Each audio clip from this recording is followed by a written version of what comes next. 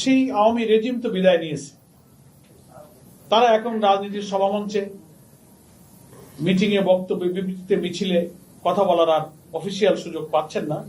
চোরাগোপ্তা কথাবার্তা তো আছেই, আমরা সেটাকে মূল্য নাই দিলাম। কিন্তু আওয়ামী লীগ ছাড়াও ফ্যাসিবাদ বিরোধী এই সংগ্রামে আমরা যারা রাজপথে ছিলাম, দুর্ভাগ্যজনক হলেও সেই সংগ্রামী নেতাদের মধ্য থেকেও কিছু লোকের জামাত বিরোধিতার কথাগুলো, ভাষাগুলো আওয়ামী ফ্যাসিবাদের ভাষার সাথে হুবহু মিলে যায়। তারা যে ভাষায় কথা বলতেন, এখন কিছু কিছু নেতা এবং নেতৃত্বের বক্তব্য একেবারে একই সুর। কিন্তু তারা ভুলে যান যে জামাত ইসলামী যখন স্বৈরাচার বিরোধী, ফ্যাসিবাদ বিরোধী, গণতন্ত্রের জন্য ভোটাধিকারের আন্দোলনে যখন তাদের সঙ্গে যখন আমরা থাকি, তখন বলে আমাদের সঙ্গী, আর যখন কোনো কারণে তাদের সঙ্গে আমরা না থাকি বলে এরা জঙ্গি। আমার কথাটা বুঝেছেন? সঙ্গে থাকলে সঙ্গী, সাথে না থাকলে জঙ্গি। সাথে থাকলে আমাদের সব গুনাহ মাফ। না আমার বলতে চাই না, জনগণ তো চেনে তাদেরকে। তো আমার কথা হলো যে জামাত ইসলামী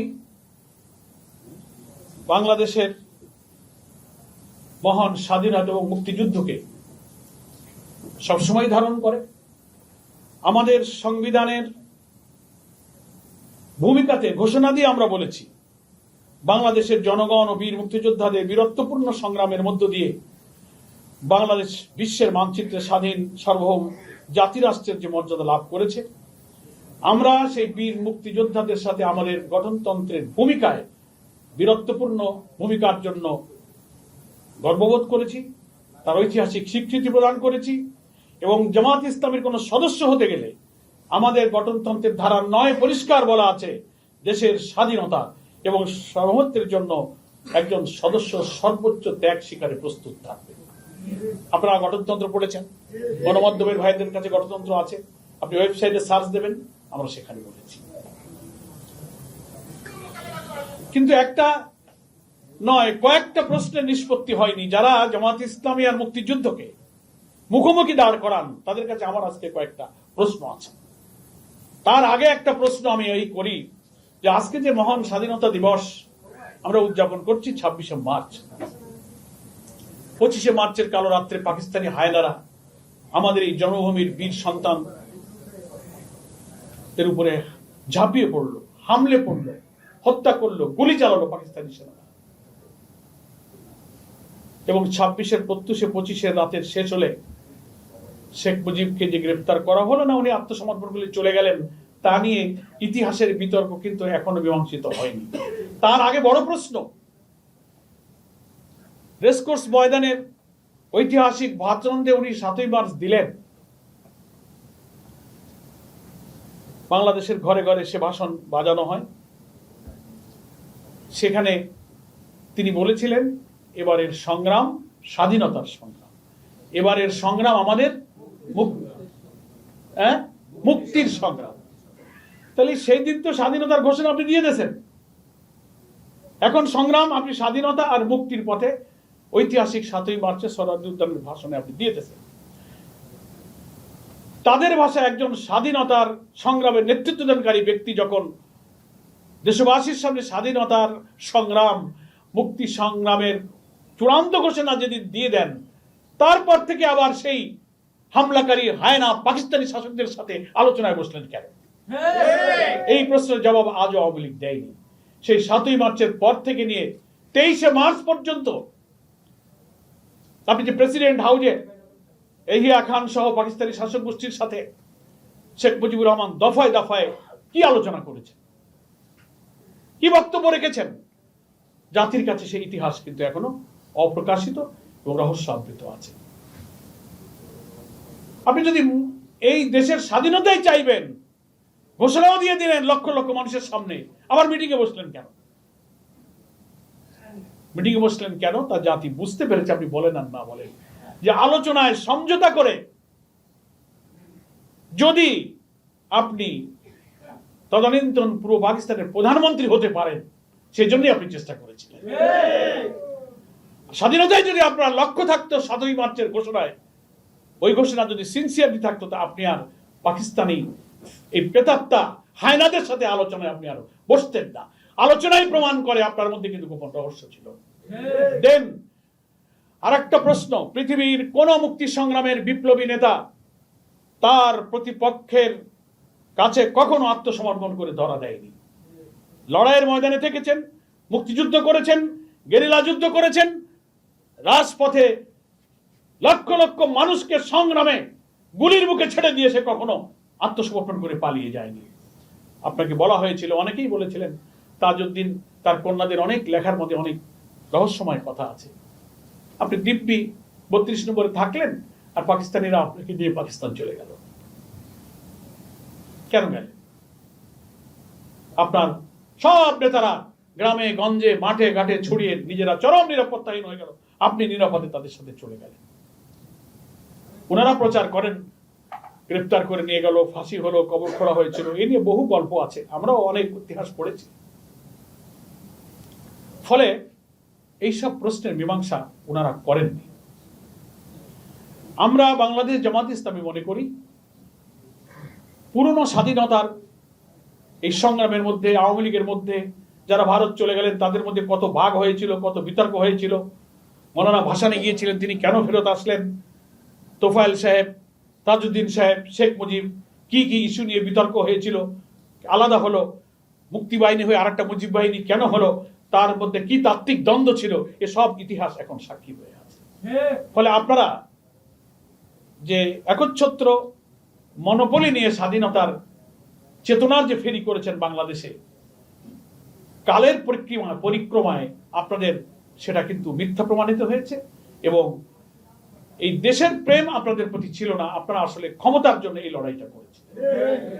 প্রিয় ভাইরা আমার, আমি তাই বলতে চাই যে মুক্তিযুদ্ধের এই 9 মাস তো তিনি পাকিস্তান থাকলেন। যারা এখানে চলে গেলেন 10ই এপ্রিল মুজিবনগরে গিয়ে যে প্রোক্লেমেশন অফ ইন্ডিপেন্ডেন্স, স্বাধীনতার যে ঘোষণা দিলেন, সেখানে সাম্য, মানবিক মর্যাদা, সামাজিক সুবিচারের যে ঘোষণা দিলেন, সেখানে যে প্রত্যাশা করা হয়েছিল স্বাধীনতা, 54 বছর পার হয়ে আজ 55তে আমরা শুরু করেছি, আমাদের মধ্যে সেই মূল 3টি প্রত্যাশা কিন্তু এখনো পূরণ হয়নি। কারণ ক্ষমতায় এসে তারা দেশকে দিল্লির তাবেদারে পরিণত করেছিল, ভারতীয় আধিপত্যবাদের কাছে তারা দাসখত দিয়েছিল। যেভাবে তারা এটাকে চালাতে চেয়েছিল, এবার তাদেরকে সেভাবেই চলতে হয়েছে। এবং একটা প্রশ্ন, যে আমাদের সংবিধানে ধর্মনিরপেক্ষতা, সমাজতন্ত্র, ইসলাম বিরোধী এইসব চিন্তা চেতনা মতবাদকে যে ঢুকিয়ে দেওয়া হলো কেন? এটা তো মুক্তিযুদ্ধের কোনো ঘোষণায়, মুক্তিযুদ্ধের ঘোষণাপত্র প্রোক্লেমেশনে ছিল না। 66-র 6 দফায়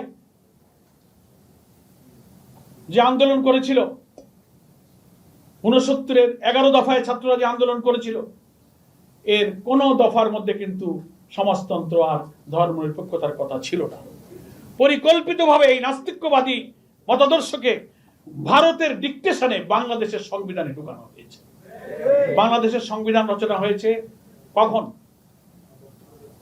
1972 সালের নভেম্বরে, 4 নভেম্বর 72 সালের 4 নভেম্বর বাংলাদেশ সংবিধান হয়েছে। ডক্টর কামালকে বলা হয় বাংলাদেশের সংবিধান প্রণেতাদের একজন অন্যতম। তার আগে কি হয়েছে দেখুন। তার আগে ভারতে স্বাধীনতা যুদ্ধের পর শেখ মুজিব যখন গেলেন, এবং সেই সফরের পরে তিনি একটা বক্তৃতা করে আসলেন কলকাতায়, সেখানে তিনি একটা বক্তব্য দিয়েছিলেন। আমি সেই বক্তব্যটা হুবহু কোট করছি। নিউ ইয়র্ক টাইমসে 12 জানুয়ারি তারিখের 10ই জানুয়ারি নয়াদিল্লিতে জনসভায় শেখ মুজিব এই বক্তব্য রেখেছিলেন। নিউ ইয়র্ক টাইমস বলছে, he said his country would be founded on the same principle as India, অর্থাৎ তার রাষ্ট্র প্রতিষ্ঠিত হবে ভারতের নীতিমালার ভিত্তিতেই, ইন্ডিয়ার নীতিমালার প্রিন্সিপালের ভিত্তিতেই শেখ মুজিবের রাষ্ট্র প্রতিষ্ঠিত হবে। এপ্রিল মাসগুলোতে সংবিধান একই নীতিতে প্রণয়ন করার গ্রাউন্ড ওয়ার্কটা কিন্তু শেখ মুজিব আর ইন্দিরা গান্ধী করতেছেন, যে এখানে সোশ্যালিজম ঢুকবে, এখানে সেকুলারিজম ঢুকবে।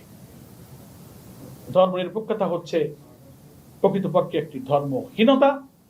সোশ্যালিজম, মার্ক্সবাদ থেকে উদ্ভূত সমাজতন্ত্রের ধারণা হচ্ছে একটি নাস্তিকতাবাদ। সেটা আমাদের সংবিধানে প্রবেশ করে মুক্তিযুদ্ধকে নাস্তিকতাবাদ আর ইসলাম বিরোধিতার দিকে ঠেলে দিয়ে ইসলামের মুখোমুখি করে দেওয়া হয়েছে। সেজন্য আজকে এই সংবিধানে অনেক প্রশ্ন উঠেছে। সংবিধানের মূলনীতি, প্রিয়াম্বেল, এই সমস্ত অনেক কিছু আমাদেরকে পরিবর্তন করতে হবে। প্রিয় ভাইয়েরা আমার, আমরা সেজন্য মনে করি যে আমাদের এই স্বাধীনতা যথার্থই মুক্তিযুদ্ধের সেক্টর কমান্ডার মেজর জলিল বই লিখেছেন এবং বক্তব্যে বলেছেন যে অরক্ষিত স্বাধীনতাই পরাধীনতা, একটা বই লিখেছেন। তিনি একজন সেক্টর কমান্ডার ছিলেন এবং স্বাধীনতার পরে মেজর জলিলই ছিলেন প্রথম রাজবন্দী। তাকে গ্রেফতার করা হয়েছিল কেন? স্বাধীনতার পরে ভারতীয় বাহিনীর লুটপাট, এদেশের শিল্প কল কারখানা থেকে যন্ত্রপাতি, অর্থ সম্পদ লুট করে বর্ডার দিয়ে সব ইন্ডিয়া চলে যাচ্ছিল। ভারতীয় বাহিনীকে এখান থেকে ফেরত দিতে বলা হয়েছে, তাদের লুটপাটের প্রতিবাদ করা হয়েছে, শেখ মুজিব তাকে গ্রেফতার করেছে। তিনি বাংলাদেশের প্রথম রাজবন্দী, একজন মুক্তিযোদ্ধা। তিনি তো আর জামাত ইসলামী করতেন না। সম্মান করি, আমরা শ্রদ্ধা করি। 1979 সালে বাংলাদেশ জামাত ইসলামী নামে স্বাধীনতার পর প্রথম আমাদের যাত্রা শুরু। এই স্বাধীনতাকে, মুক্তিযুদ্ধকে, এই প্রিয় জন্মভূমি, এখানে আমরা জন্মগ্রহণ করেছি, এখানেই আমরা মরব, এই দেশেই আমরা আল্লাহ তাআলার দ্বীনকে কায়েম করব। আমরা ইমানের প্রয়োজনে, ইসলামের প্রয়োজনে, মাতৃভূমির প্রতি ভালোবাসার প্রয়োজনে আমরা এই দেশকে ভালোবাসি, আমরা স্বাধীনতাকে ভালোবাসি। আমরা জানি এই দেশে যারা দিল্লির তাবেদারি করে, দাসখত দিয়ে রাজনীতি করেন, এদেশে কিছু হলে তারা ভারতে পালাতে পারবেন, অন্য জায়গায় চলিয়ে যেতে পারবেন, কিন্তু ইসলামী আন্দোলন কর্মীদের দুনিয়ার কোথাও যাওয়ার জায়গা নাই। চারিদিকে আধিপত্যবাদী একটি রাষ্ট্র, একদিকে বঙ্গোপসাগর। ফলে যে ভূখণ্ডকে আমরা ইমানের দাবিতে আল্লাহ তাআলার দ্বীন বিজয়ী করার জন্য বেছে নিয়েছি, সেই ভূখণ্ডকে আমরা ইমানের কারণে, আদর্শিক কারণেই ভালোবাসি। এই কারণে আমরা মনে করি ইসলামই হচ্ছে আমাদের স্বাধীনতার আসল গ্যারান্টি। যারা ইসলামকে বিশ্বাস করবে, ইসলাম কায়েমের জন্য সংগ্রাম করবে, কমিটেড থাকবে, তারাই স্বাধীনতাকে ভালোবাসতে পারে। আর যারা ইসলাম বিরোধিতা করে, বিদেশি প্রভুদের দাসত্ব করবে, মানবীয় মতবাদের পক্ষে থাকবে, তারাই দেশের প্রতি তাদের দেশপ্রেম আলটিমেটলি থাকতে পারে না। সেজন্যই আমরা বলি ইসলামই হচ্ছে দেশের স্বাধীনতার গ্যারান্টি। এজন্য আমি খুব দুঃখের সাথে বলি, যারা এখনো 54 বছর পরে এসে বক্তৃতা একটা করেন, করে শেষ করার সময় বলেন কি আপনারা 71কে ভুলে যাবেন না। তা আমরা 71কে ভুলিনি তো,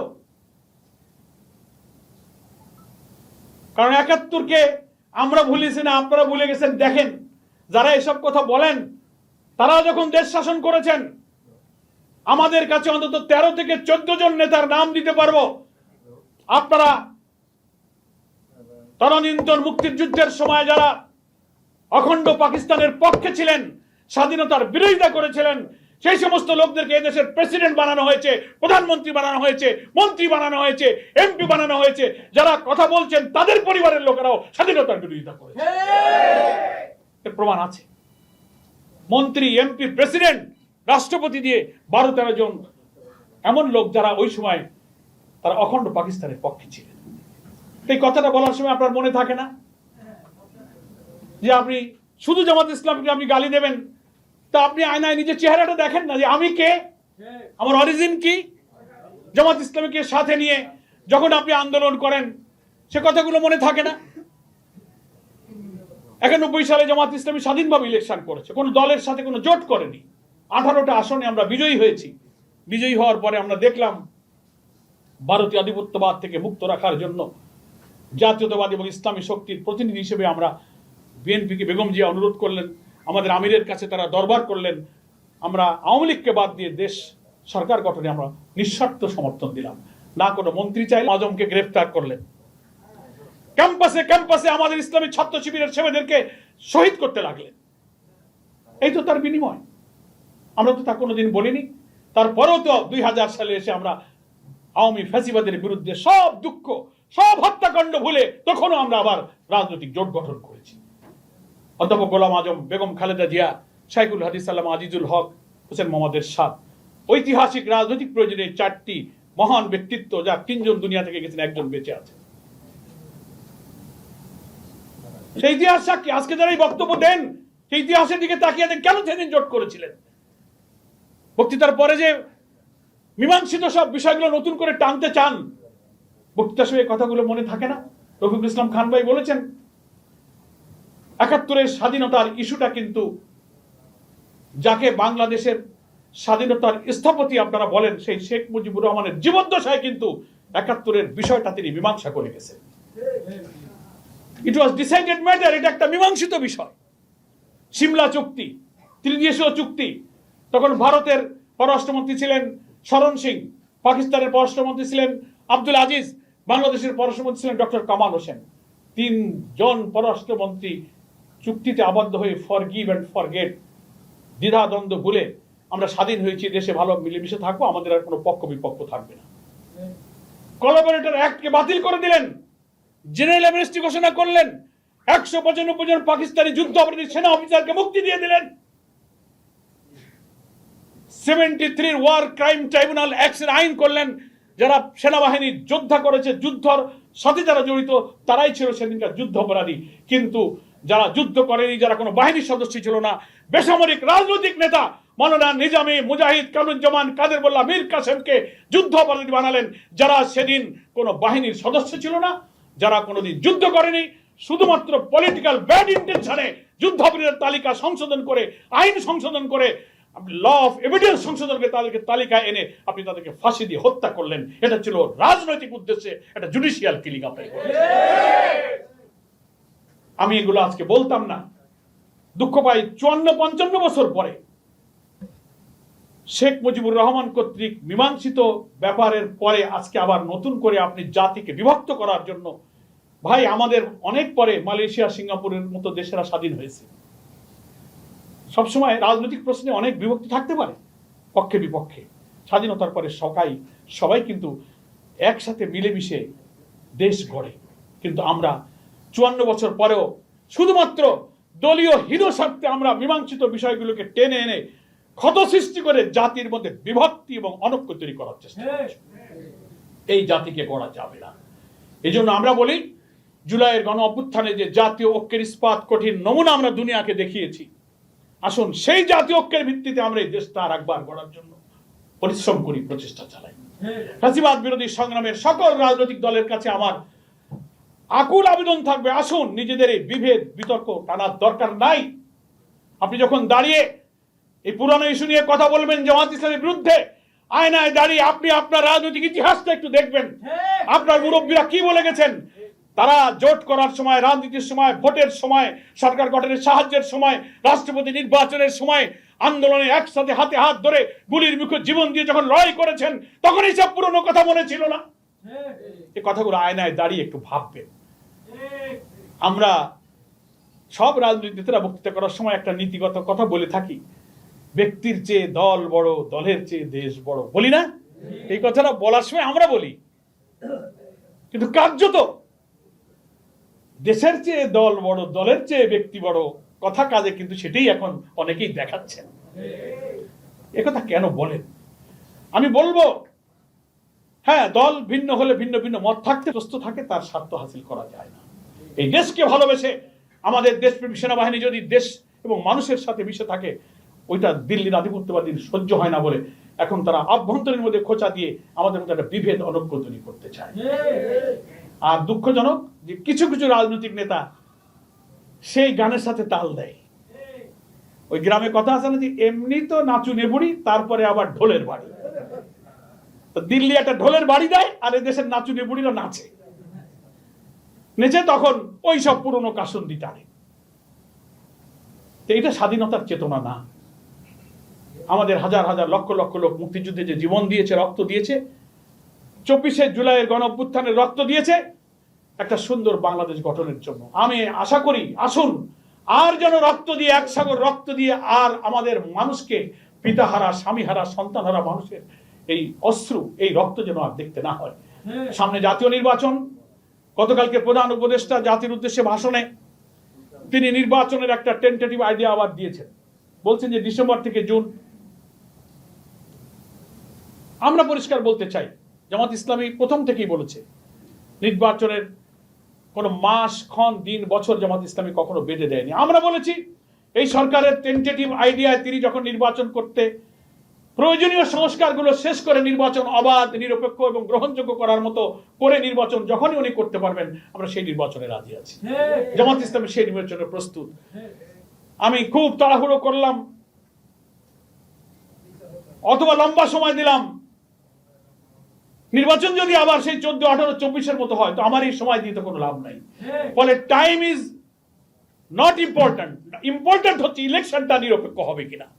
তার আগে এই মানবতা বিরোধী অপরাধ যারা করেছে, হাজার হাজার লোককে যারা খুন করেছে, মৃত লাশ আগুনে পুড়িয়ে যারা ছাই করেছে, হেলিকপ্টার থেকে শিশুকে যারা হত্যা করেছে, এই ইতিহাসের বর্বরতম খুনিদেরকে ট্রাইব্যুনালে যে মামলা হয়েছে, বিচার শুরু হয়েছে, এই বিচার দৃশ্যমান হওয়া চাই।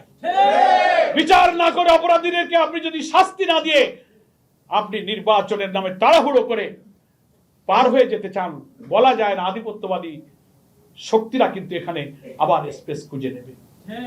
কত দুঃখ দেখেন, আমাদের এই বন্ধুরা বলতেছেন ইনক্লুসিভ ইলেকশনের নামে ওনারা আওয়ামী লীগকে অ্যাডজাস্ট করতে চান। এই 6-7 মাসেই আপনি ভুলে গেলেন কি করেছেন। এখনো তো গণমাধ্যমে, টেলিভিশনে সেই ভিডিওগুলো, লাশগুলো গাড়ি থেকে কি করে ফেলছে, কি করে গুলি করছে, আমার ছাত্ররা কি করে আহাজারি করছে ফুটপাথে, সেই দৃশ্য আপনি 7 মাসে ভুলে গেলেন। আপনি এক্ষুনি বলেন আওয়ামী লীগকে আপনি অ্যাডজাস্ট করবেন। বিচার হবে, জনগণ সিদ্ধান্ত নেবে তাদের কি হবে। তারা যে অপরাধ করেছে এই আইনে তাদের বিচার করা ছাড়া আপনি এই দেশের রাজনীতির আভ্যন্তরীণ সুস্থ পরিবেশ কখনো ফিরাতে পারবেন না। ফলে প্রয়োজনীয় সংস্কার চাই, মানবতা বিরোধী অপরাধীদের বিচার চাই, তারপরে আমরা গ্রহণযোগ্য নির্বাচন চাই। সরকারকে সময় উপযুক্ত সংস্কার শেষে তিনি যখন নির্বাচন করতে পারবেন, সেই নির্বাচনে অংশগ্রহণের জন্য জামাত ইসলামী প্রস্তুত আছে। আমরা কোনো অস্থিরতা তৈরি করতে চাই না। আমরা ঐক্যমত্য কমিশনের কাছে আমাদের মতামত দিয়েছি, সব দল দিচ্ছেন, আমরা সহযোগিতা করতে রাজি আছি। আমরা আশা করি সংস্কারের মৌলিক ইস্যুতে আসুন, নিজেরা একটু ছাড়ছাড় দিয়ে হলেও, ওই যে বলি যে ব্যক্তির চেয়ে দল বড়, দলের চেয়ে দেশ বড়, তা এখন দেশপ্রেমের পরীক্ষার টাইম এসে গেছে। দেশের প্রয়োজনে আসেন একটু ছাড় দেই, স্যাক্রিফাইস, কম্প্রোমাইজ, দুইটা কথা আছে, ঠিক আছে না? প্রয়োজনে একটু স্যাক্রিফাইস করবো, প্রয়োজনে একটু কম্প্রোমাইজ করে ঐক্যমতের মৌলিক ইস্যুতে যেন আবার বিভেদ তৈরি করে বাংলাদেশে রাজনীতির দিগন্তে কোনো কালো মেঘ যেন আমরা তৈরি না করি। সুস্থ পরিবেশে আসুন, সব দল মিলে আমরা কে কতটা ছাড় দিতে পারি সরকারকে সহযোগিতা করে, ন্যাশনাল কনসেনসাস যে কমিশন হয়েছে সে কমিশনকে সহযোগিতা করে একটি অবাধ নিরপেক্ষ নির্বাচনের দিকে যদি যেতে পারি, তাহলে 26শে মার্চের মহান স্বাধীনতার যে লক্ষ্যে আমাদের মুক্তিযোদ্ধারা রক্ত দিয়েছিল, দ্বিতীয় স্বাধীনতার পরে নতুন এই সংগ্রামের মধ্য দিয়ে আমরা সেই স্বপ্ন, ওই মুক্তিযুদ্ধের আমরা ইনশাল্লাহ পূরণ করতে পারবো। ঢাকা মহানগরী দক্ষিণের আয়োজিত এই আলোচনা এটা পছন্দ করেনি। যারাই সংখ্যালঘুদের কার্ড, 71-এর কার্ড নিয়ে বাংলাদেশের রাজনীতির চেতনা নিয়ে খেলতে চেয়েছেন, শেখ হাসিনাকেও কিন্তু বিদায় নিতে হয়েছে। যারা এই কার্ড নিয়ে, জামাত ইসলামীকে নিয়ে, আগুন নিয়ে যারা খেলবেন, তাদেরকে নির্মমভাবে কিন্তু বিদায় নিতে হবে। মনে রাখবেন, এই সমস্ত কার্ড নিয়ে খেলবেন না। আপনাদের সকলের কাছে